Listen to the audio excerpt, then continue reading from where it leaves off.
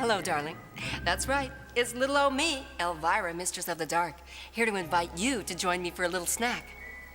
And Monster Mania. Yes, it's a look at some of the most exciting classic movie monsters of all time with Jack Palance. I mean, not that Jack is one of the monsters. He's actually the host. But you have to admit, he is pretty scary. I mean, what is it with those one-arm push-ups anyway? Like, big deal. I mean, one of the guys in this show could probably do push-ups with all 6 of his arms. Okay, now let's see. Have I got what I need here? Got popcorn, got my cookies, 4 bottles of pop, and a couple bags of Senor Raleigh's hot tamales. Yep, looks like I've got everything. Now I just wish that pizza delivery boy would get here. Yum, yum. Guess if we get hungry later, we could always eat the pizza. Oh, look, darling, the movie's about to begin. Cuddle up with your popcorn and spread some butter on the one you love, because here comes Monster Mania. The flutter of bats, the clap of thunder, the thud of earth upon a freshly dug grave. These are the sights and sounds of terror.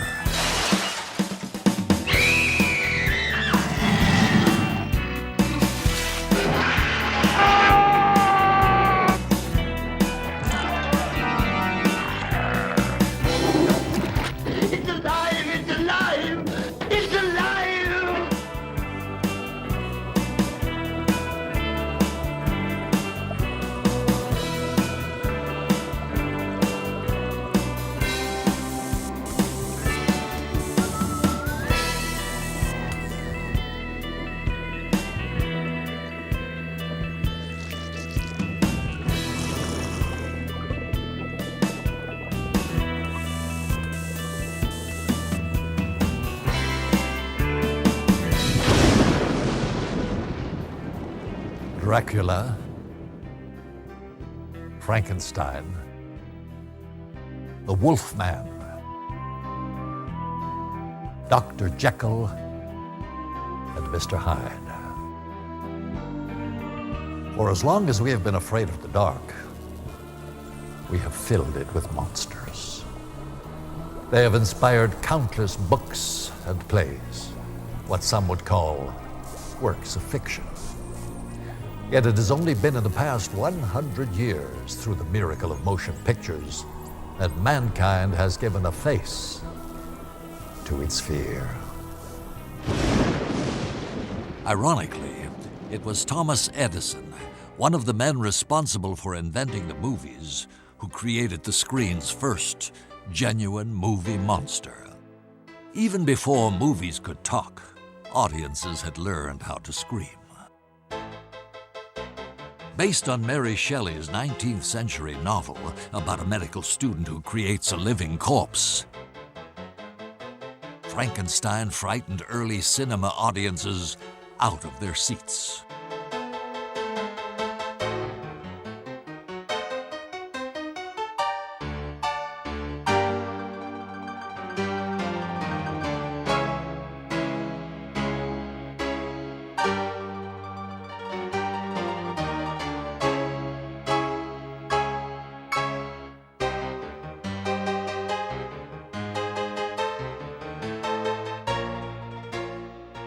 Though it ran just over 10 minutes, Edison's Frankenstein proved that moviegoers had an appetite for terror, and early filmmakers scoured bookshelves for other strange and eerie ideas.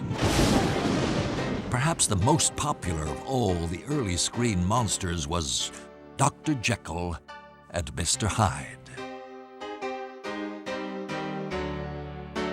Based on the novel by Robert Louis Stevenson, the tale of a scientist who seeks to liberate his evil nature was filmed no less than 7 times by 1920. Seen here is the most popular silent version, starring John Barrymore.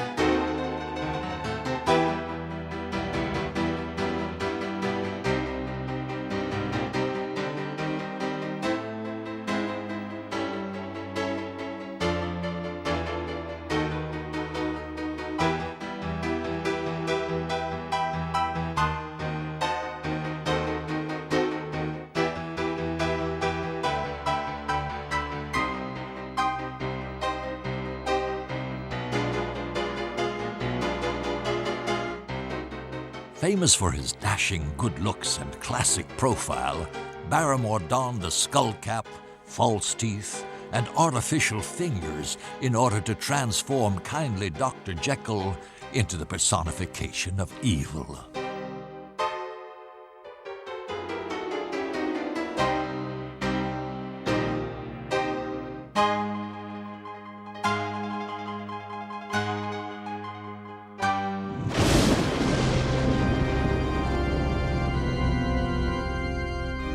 Another classic screen monster to emerge in silent film was Dracula.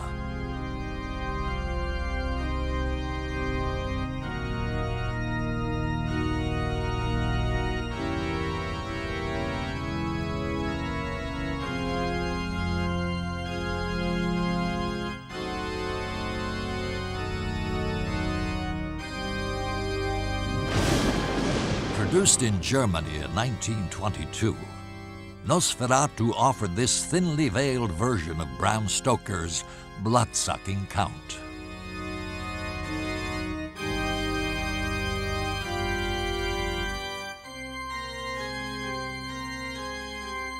Directed by F.W. Murnau and starring Max Schreck, the film remained surprisingly faithful to the original novel, despite legal restrictions which forced the filmmakers to avoid using the Dracula name.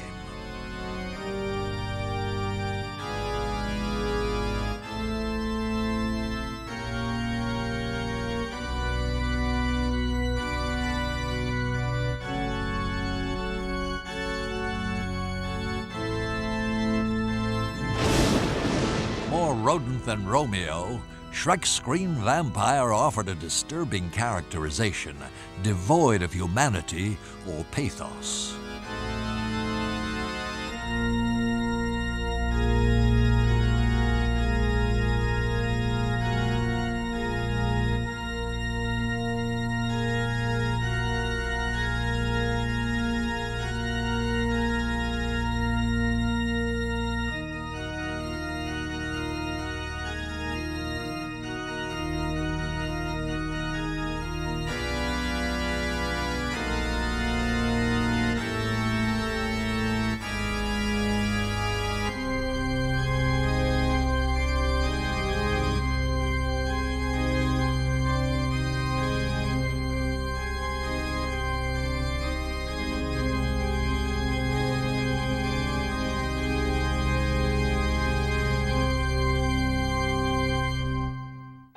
But of all the actors who sacrificed good looks for screen chills, one of the best was surely the great Lon Chaney.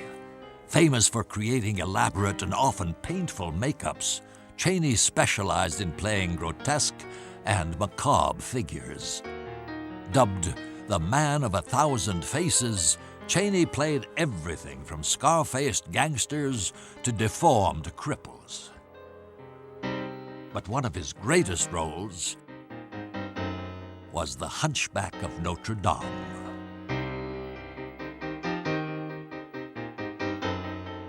Released by Universal Pictures in 1923, The Hunchback of Notre Dame featured lavish production values and a cast of thousands. But most impressive was Chaney as the love-struck Quasimodo.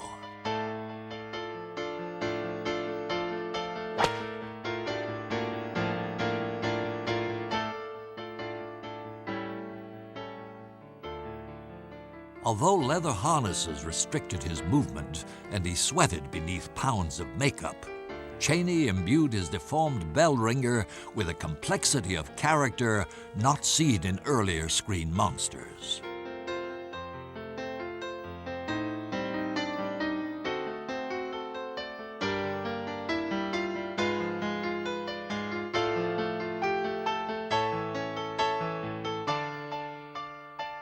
The Hunchback of Notre Dame was an unprecedented hit, and Lon Chaney became the screen's first horror superstar. Equally effective was Chaney's performance in The Phantom of the Opera as Eric, the mask-wearing madman whose obsessive love turns to murder.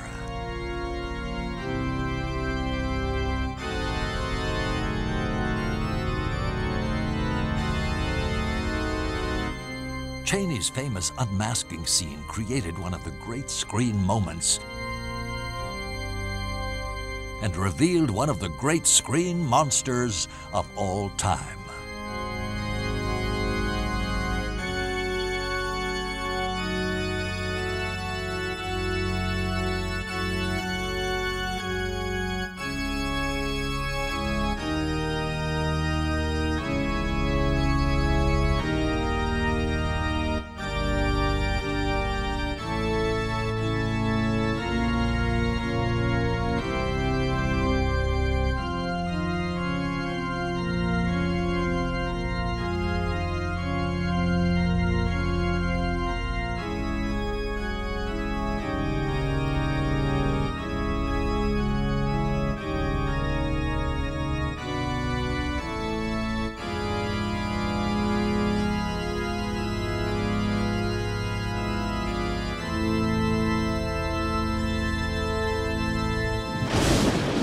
But with the age of sound came a new dimension in horror and a new voice for monsters.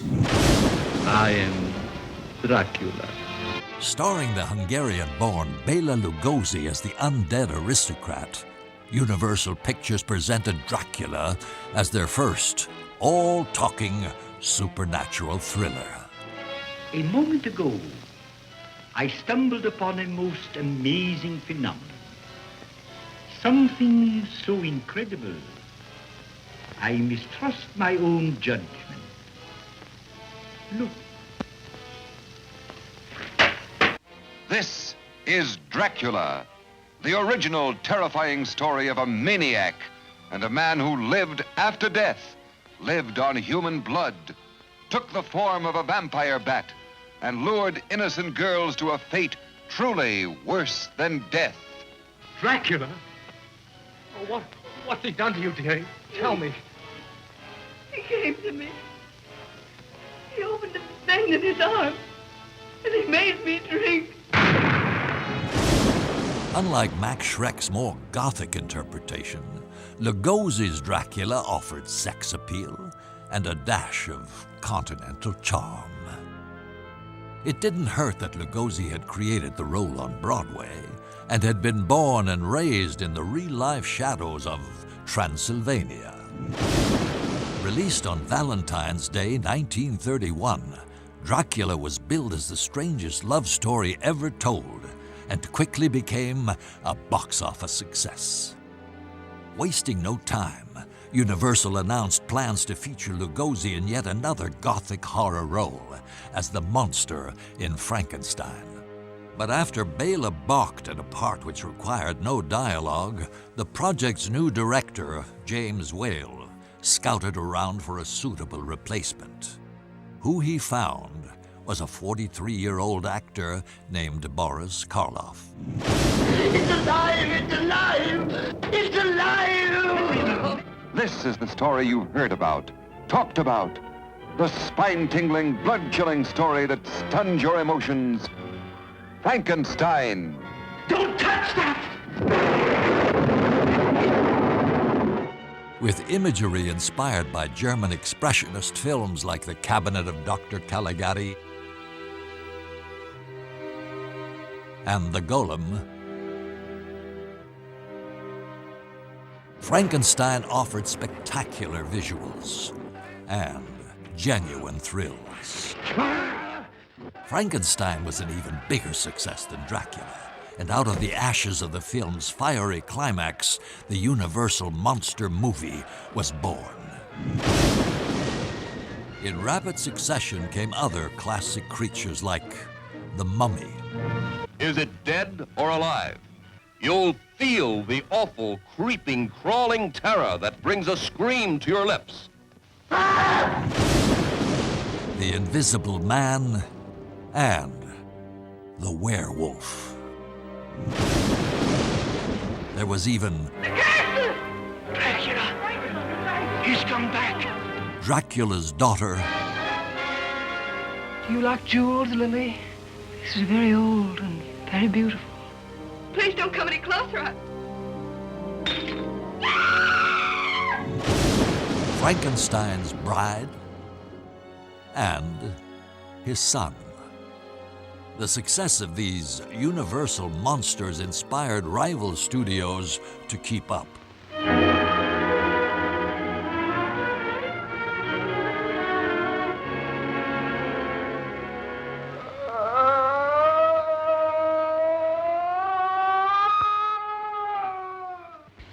You're convinced that the thing on this table isn't human? Its cries are human. Do you know what it is, what I began with? No. An animal.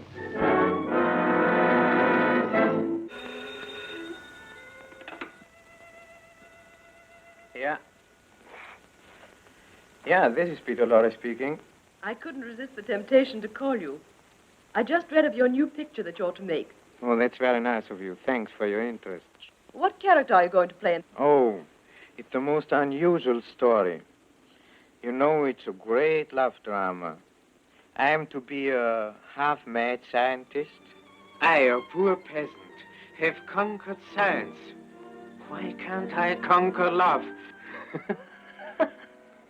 He shall be shut up when it's I who am mad. But nobody knows that. Yes. Each man kills the thing he loves.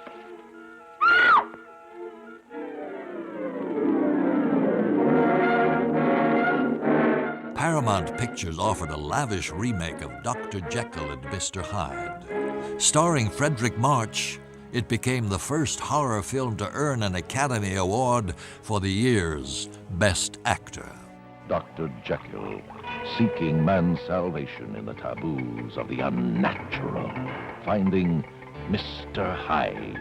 It also featured the most impressive transformation scene ever achieved up to that time, using a combination of colored lighting and contrasting makeup. Director Ruben Mamoulian kept the unique process a secret until his death in 1987. Other notable offerings during this period were King Kong, about a 50-foot gorilla who terrorizes Manhattan.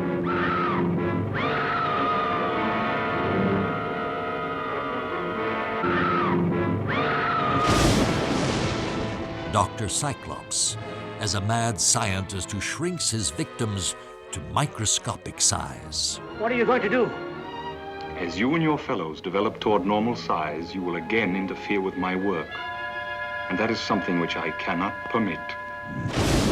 And Mark of the Vampire. Let no one leave. Move only at your peril. We will not stop until we have discovered the vampires who seek the life of this beautiful girl and her lover. Watch out!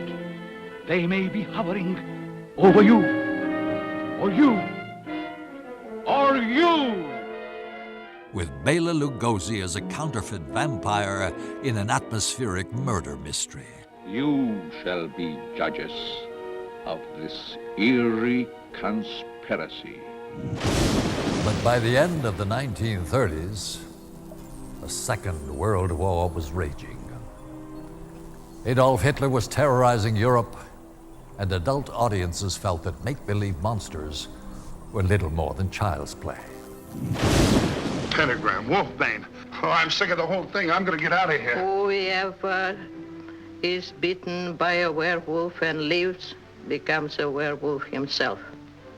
Oh, quit handing me that. You're just wasting your time. Released in 1941, The Wolfman attempted to jumpstart Universal's now dormant monster cycle. Starring Lon Chaney Jr., the story offered a strong ensemble cast that included Claude Rains, Ralph Bellamy, Bela Lugosi, and one of the scariest and hairiest movie monsters of all time. The Wolfman's box office success led to a revival of other screen monsters like The Mummy, Frankenstein's Monster, Dracula, and the Invisible Man. Andreas.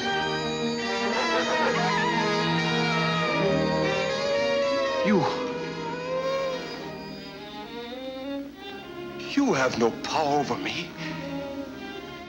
That was ended many years ago. I'm no longer your slave. You're a fool, Andreas, a complete, utter fool. Your fate is to be what you are, as mine is to be what I am, your master. Come here. I won't.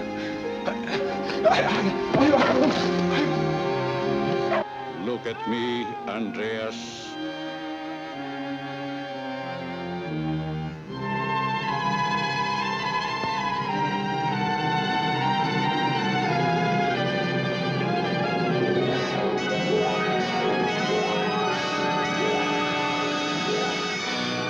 Andreas, come here.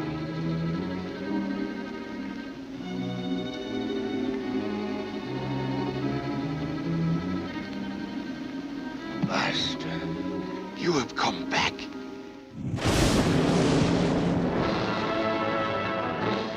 Even The Phantom of the Opera returned as a lavish Technicolor remake. Here is all you've ever wanted in entertainment in one superb show. Here is matchless story, suspenseful, terrifying, never so thrillingly presented. Starring Nelson Eddy in his most vigorous performance, lovely Susanna Foster, and Claude Rains in the most coveted role of the year as the Phantom of the Opera. My music! You've stolen it! You've stolen my music!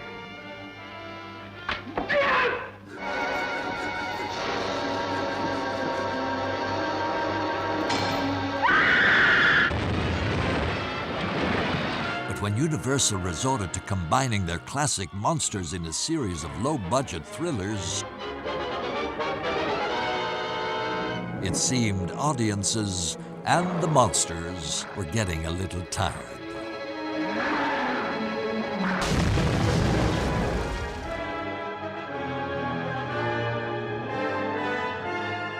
Last night I killed a man. You didn't know what you were doing. I'm going to give that brain of yours a new home in the skull of the Frankenstein monster.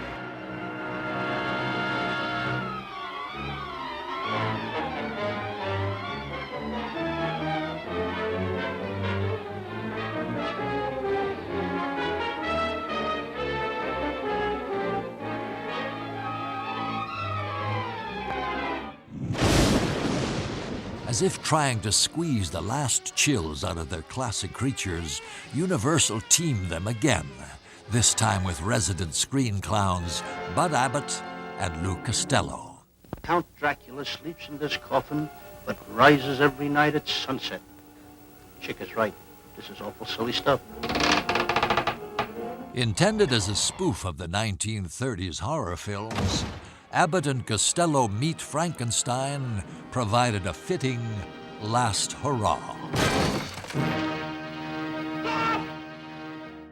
A surprise blockbuster, it benefited from a good script and a tour de force performance by Bela Lugosi as Dracula. But by the end of the decade, once proud monsters like Frankenstein, Dracula, the Mummy, and the Wolfman no longer haunted our dreams. The 1950s ushered in the atomic age, and Gothic horrors became a thing of the past.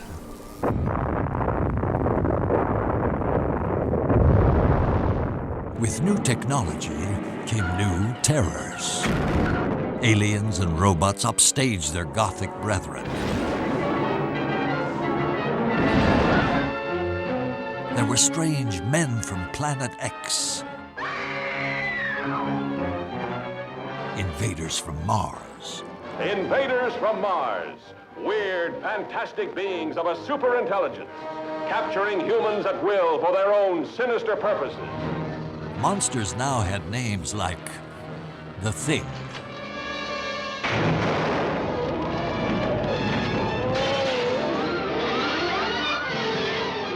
The Blob,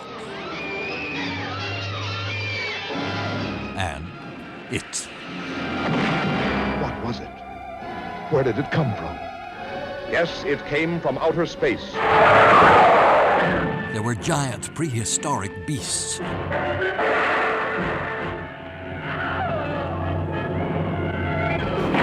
And creatures from black lagoons.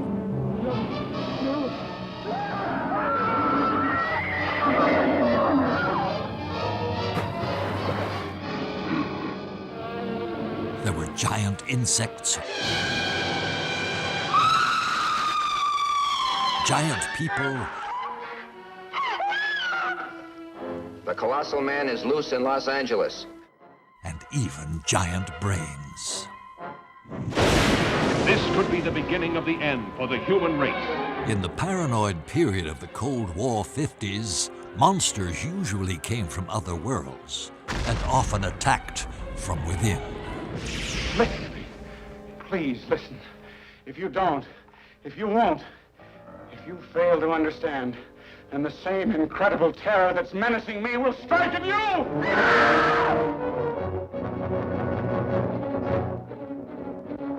A cursed, dreadful, malevolent thing was happening to those he loved.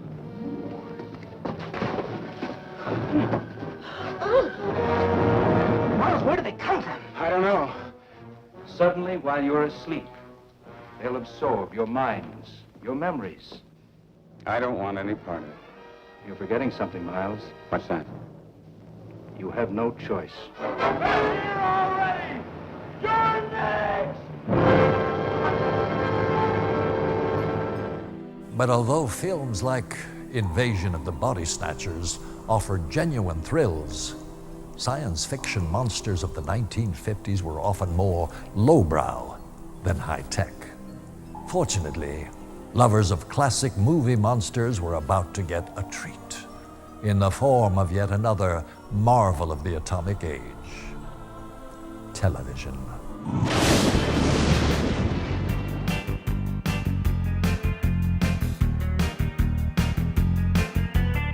The release of classic fright films to the small screen introduced Frankenstein, Dracula, The Wolfman, and The Mummy to a new generation of younger viewers. Late-night horror movies were often hosted by hip ghouls like Vampira and Zachary. Monster magazines like Famous Monsters of Filmland haunted newsstands.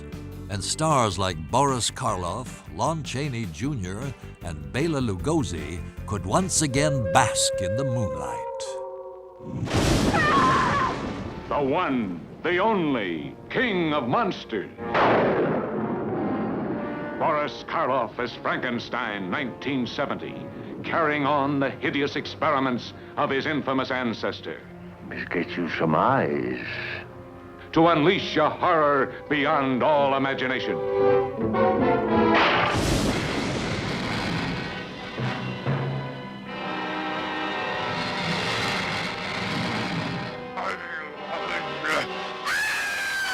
Lon Chaney as the hook-armed, hate-maddened Cajun. I'll kill you, alligator man! Just like I'd kill any four-legged gator!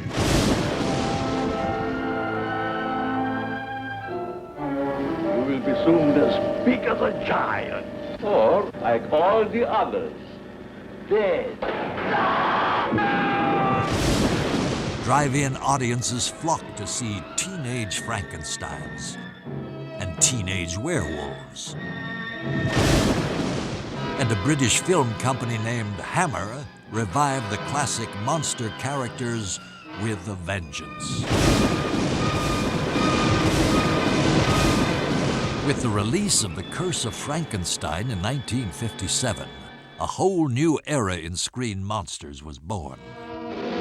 In the year 1860, I, Baron Frankenstein, was sentenced to death on the guillotine.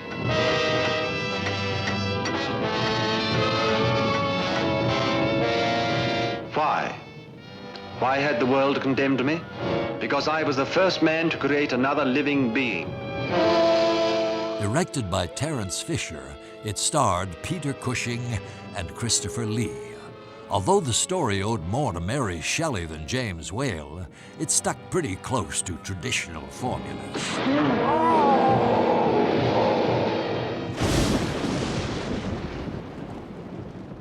But this time, the formula had some new ingredients. There was color, and there was lots of blood.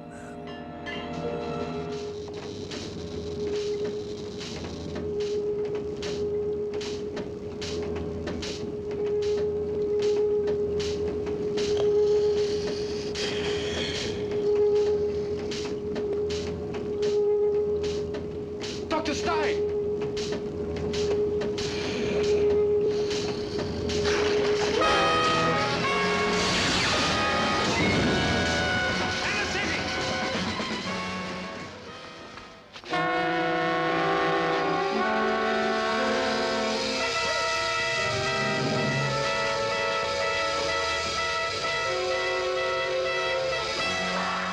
The film's success led to a follow-up in the form of Horror of Dracula.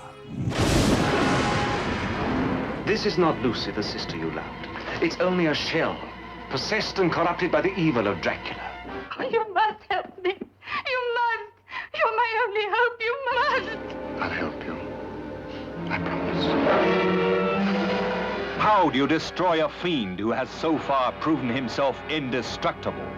Those who come to end his reign of terror stay to become his victims.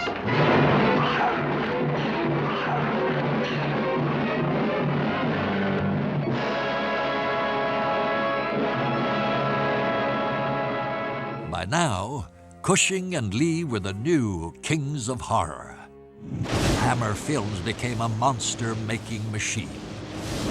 There was an all-new Wolfman. The full moon that turned an innocent man into a savage beast.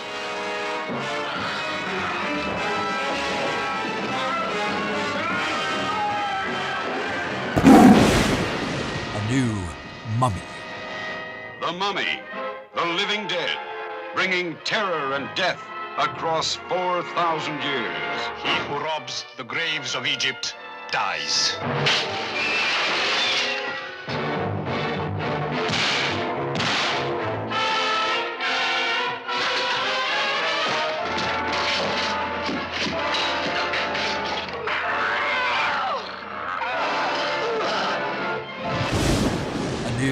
Phantom. Who was this phantom plotting and scheming behind so grotesque a mask? The thundering organ, his throne of doom. The empty theater, his altar of death. What evil fascination did beauty hold for this beast?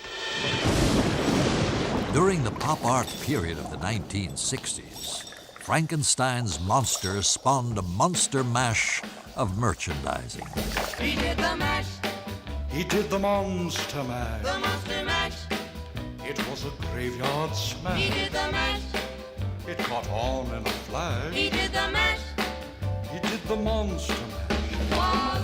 There were do-it-yourself monster models, monster gays, monster dolls. There was even monster bubble bath. For my electro. They did the mash. They did the monster mash. The monster mash. It was a graveyard smash. They did the mash. It caught on in a flash. They did the mash. They did the monster mash. 1964 saw primetime incarnations of classic monsters in the form of lovable TV monsters. This is my father. He hangs pictures, helps Grandpa experiment, helps Mommy with the cleaning. Where does he get his go? From me. I lend him my Cheerios.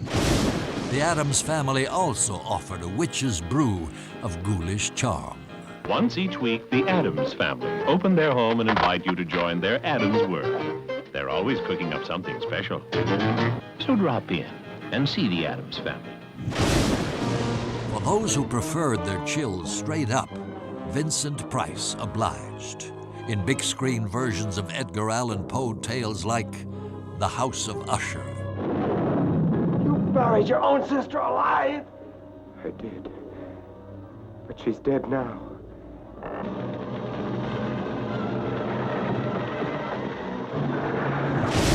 The Pit and the Pendulum.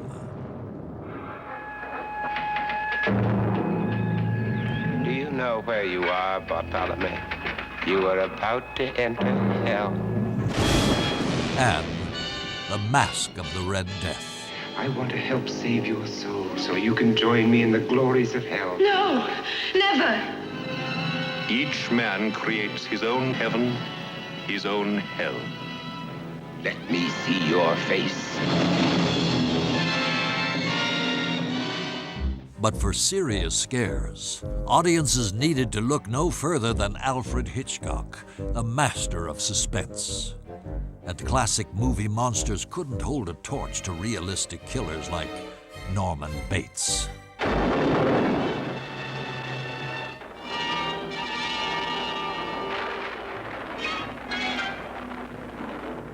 Other deadly serious practitioners of the horror film included Mario Bava, whose film Black Sunday offered nightmarish new twists to the vampire myth.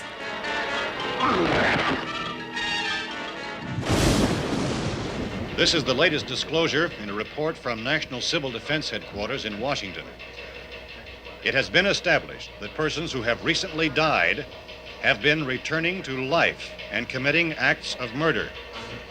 A widespread investigation of reports from funeral homes, morgues, and hospitals has concluded that the unburied dead are coming back to life and seeking human victims.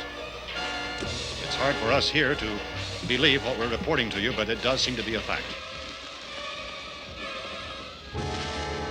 Another new era in the monster film was initiated by George Romero, whose cannibalistic zombies in The Night of the Living Dead gave a whole new meaning to the phrase, chewing up the scenery.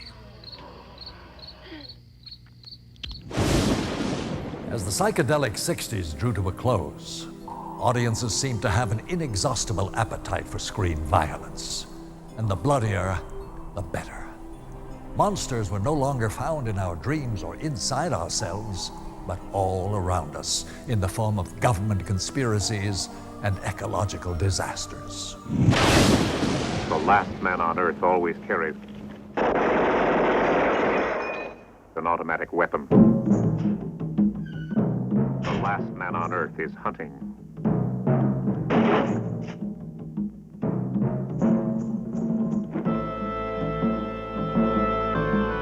Because the last man on Earth is not alone.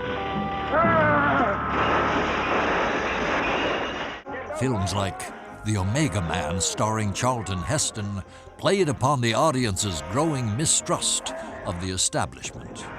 Got any more questions, fathead? My name is Robert. Your name's Mud.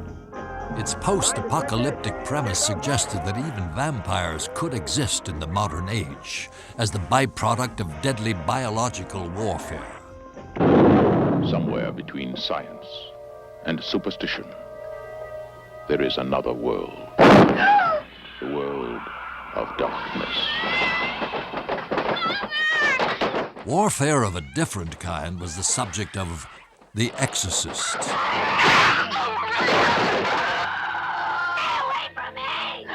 Starring Ellen Burstyn, it concerned a suburban mother who fights to free her daughter from demonic possession.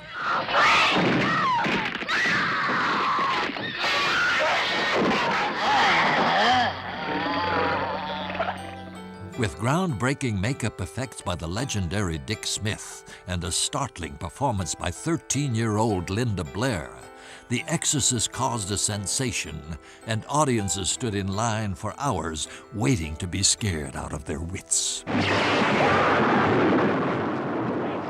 Satan was also featured in The Omen, in the form of a small, seemingly innocent child named Damien.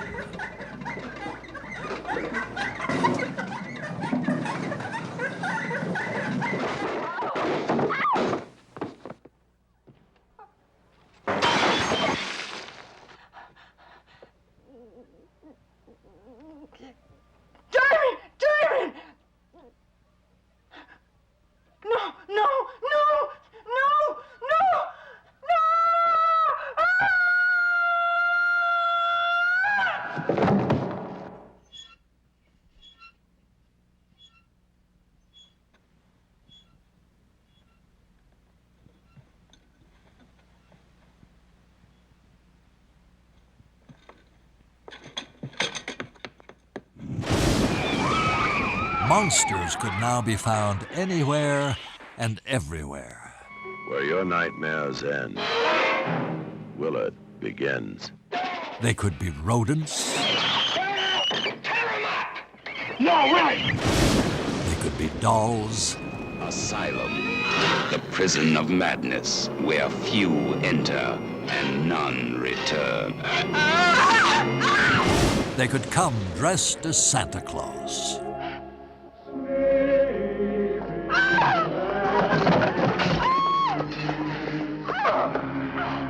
Or emerge from the depths of the sea. It lives to kill. A mindless eating machine. It will attack and devour anything. It is as if God created the devil and gave him jaws. Directed by Steven Spielberg, Jaws made a monster out of a 24-foot mechanical shark named Bruce. You're gonna need a bigger boat. When it was released in 1975, reports of shark sightings increased more than 400%, and a generation of swimmers became afraid to go near the water. None of man's fantasies of evil can compare with the reality of Jaws. Of course, classic monsters also continued to terrify. Julia, do you believe in the existence of vampires? You're not really serious. But he is, Julia. Carolyn didn't believe in vampires either. Now she is one. Yea, though I walk through the valley of the shadow of death, I will fear no evil, for thou art with me. Based on a phenomenally successful daytime drama, House of Dark Shadows proved that nothing can keep a good vampire down. Nothing. Except a good old-fashioned stake through the heart.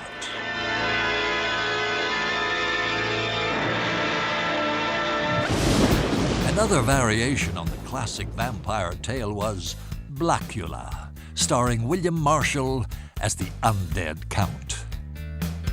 Monsters were bigger, bloodier, and sexier than ever. Dr. Jekyll now transformed into Sister Hyde. This is the new Dr. Jekyll, the most evil woman you'll ever see. This is the sensuous Sister Hyde, the most evil man you'll ever meet. Dr. Jekyll, Sister Hyde, man or woman or both. The Phantom of the Opera haunted rock concerts.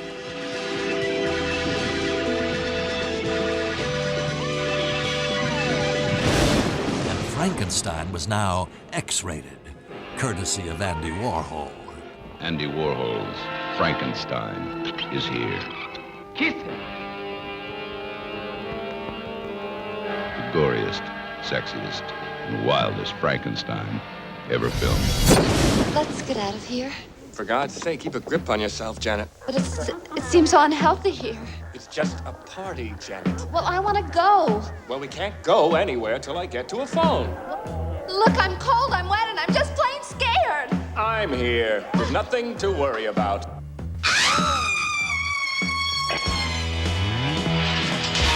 Undoubtedly one of the most bizarre and most popular of the classic monsters send-ups was the Rocky Horror Picture Show. I'm just a sweet transvestite from transsexual Transylvania.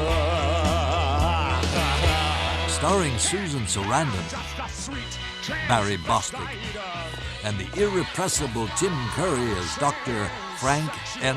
Furter, the film did for classic monsters what Abbott and Costello never could.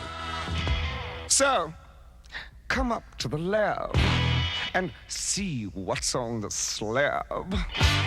I see you shiver with anticipation.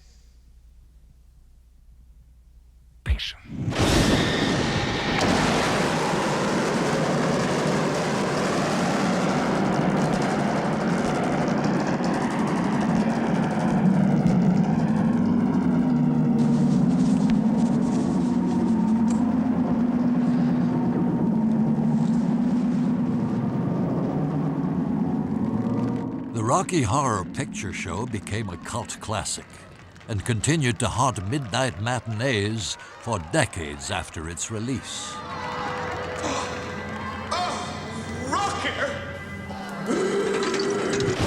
Alive! It's alive!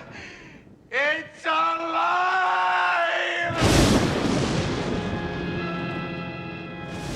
Another spoof of the screen's classic monsters came in the form of Young Frankenstein. Directed by Mel Brooks, the film starred Gene Wilder. That's Frankenstein. Terry Garr.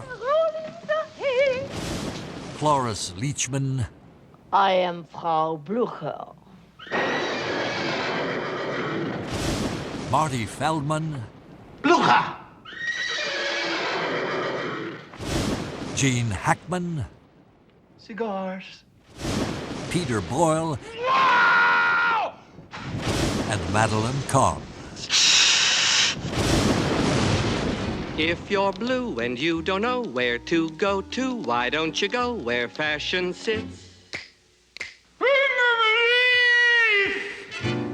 Dressed up like $1 million trooper, trying mighty hard to look like Gary Cooper. Come, let's mix where Rockefellers walk with sticks or umbrellas in their midst.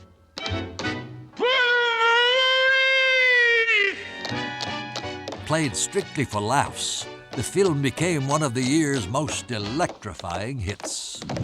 He was my boyfriend!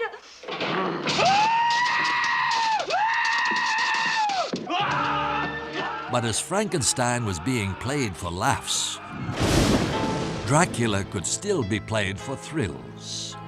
Actor Frank Langella caused a sensation on Broadway when he starred in a revival of the play that made Bela Lugosi a star. I am the last of my kind, descended from a conquering race. My family was its heart's blood, its brains, its swords. But the warlike days are over. At any rate, it's not healthy to live in the past. No, it isn't. Jonathan Harker tells me you speak some Romanian. Oh, hardly. I know Mia what... plăcea să te văd sunti. There, you do understand. No, really, I have no idea what you said. I said it would be nice to see you smile. Giving a more sexual than sinister interpretation, Langella brought his performance to the screen in a lavish production, co-starring Sir Laurence Olivier as the intrepid Dr. Van Helsing. Your will is strong.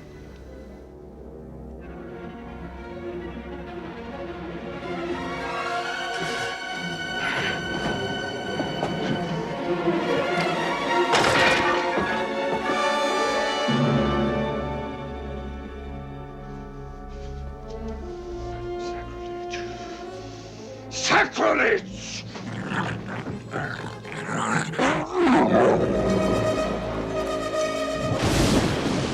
But equally intriguing was this color remake of Nosferatu, directed by Werner Herzog and starring Klaus Kinski and Isabelle Adjani. Nosferatu the undead, he who drinketh the blood of his victims and turns them as well into phantoms of the night. Abandon all hope, ye whom he doth approach. Yet, though the vampire be an unnatural being, he must obey some natural laws. The sign of the cross bans him. A consecrated host can bar his retreat. And should a woman pure of heart make him forget the cry of the cock, the first light of day will destroy him.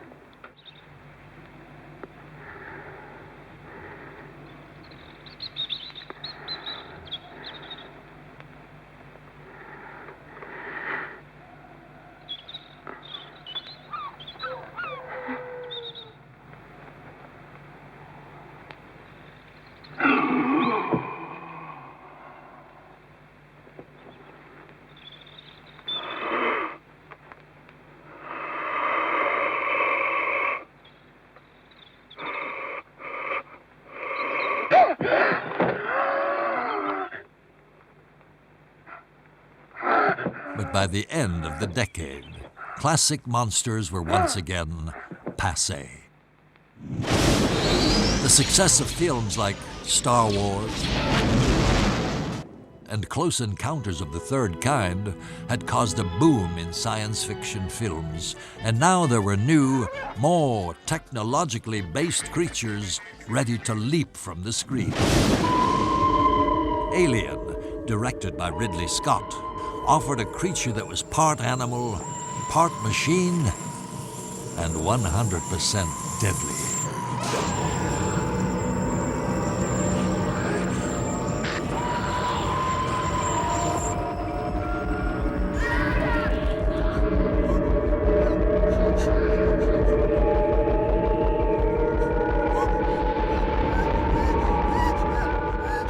Designed by H.R. Giger, the film's biomechanical beast helped redefine the horror genre and created a whole new generation of movie monsters. Predator offered a twist on the alien theme by giving its creature sophisticated weapons and deadly defenses. Equally deadly was The Fly, a high-tech remake of the 50s sci-fi classic starring Jeff Goldblum.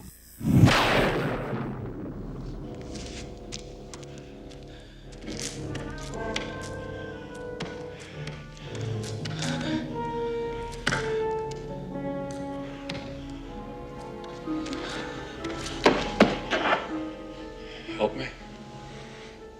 Help me to be human. But if modern-day monsters could come from outer space or out of a test tube, they could also come from right next door.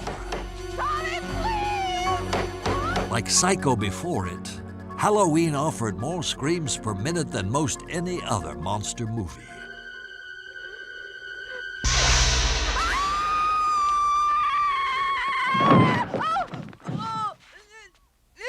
Directed by John Carpenter and starring Jamie Lee Curtis, it ushered in the age of the so-called slasher film.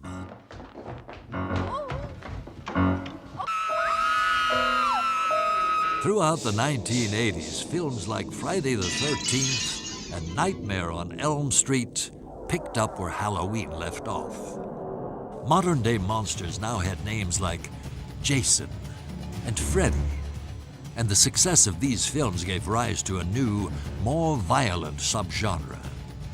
Explicit horror magazines chased benign offerings like Famous Monsters of Filmland off the newsstands, and classic monsters like Frankenstein and Dracula retreated into the shadows once more.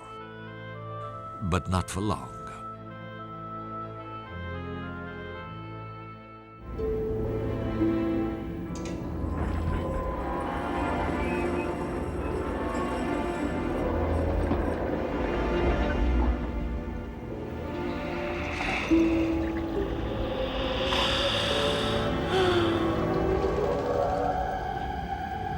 Welcome to my home.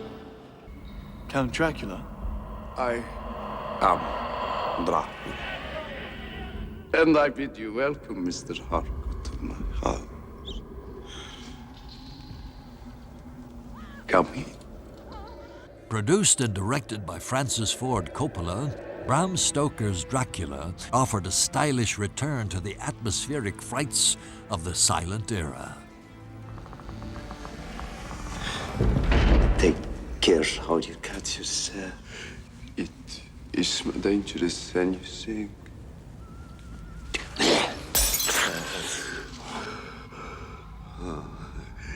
A foul bowl of men's vanity.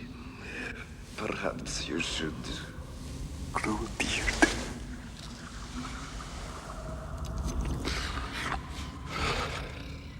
But even though it stayed fairly faithful to the original novel, Bram Stoker's Dracula nonetheless featured spectacular special effects, startling makeups, and offered a complex psychological interpretation of the cape-clad vampire. Give me peace.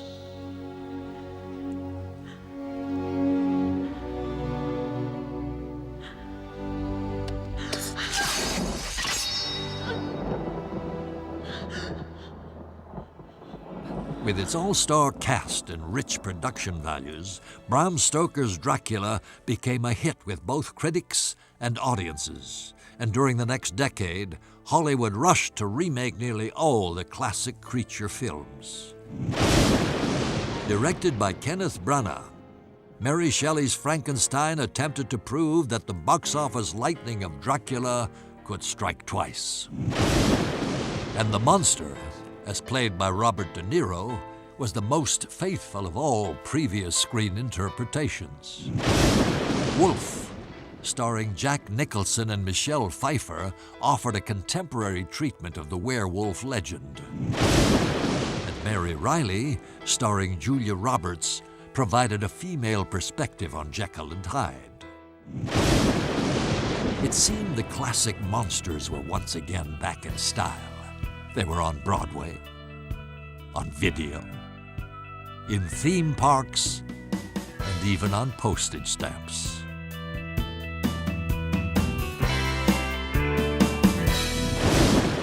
Frankenstein, Dracula, the Wolfman, and the Mummy had returned from their graves to frighten the wits out of a new generation. They proved that even in the age of technological wonders and special effects, you just can't keep a good monster buried for long. But what is it about these misunderstood creatures that has us begging for more?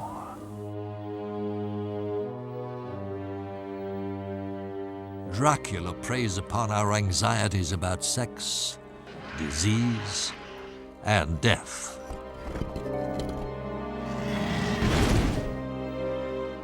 Frankenstein provokes unanswerable questions about the origins of life and the existence of God.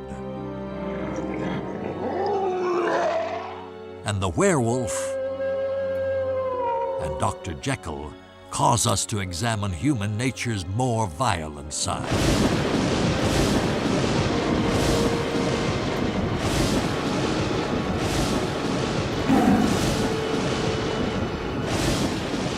The creatures of the night scare us because, in a way, they are us. They represent the secret anxieties and nightmares we have about ourselves. For the past 100 years, each new generation has defined its own monsters and given shocking new faces to its own fear. But what of the future? Can we predict what cinematic nightmares lie ahead? I wouldn't worry about it. Instead, I'd suggest you just sit back, relax, and keep telling yourself it's only a movie. Oh boy. Watching those scary movies must not have agreed with me. Thanks a lot, Jack. Probably gonna have nightmares now. If I'm lucky. See you next time, darling. And until then, unpleasant dreams.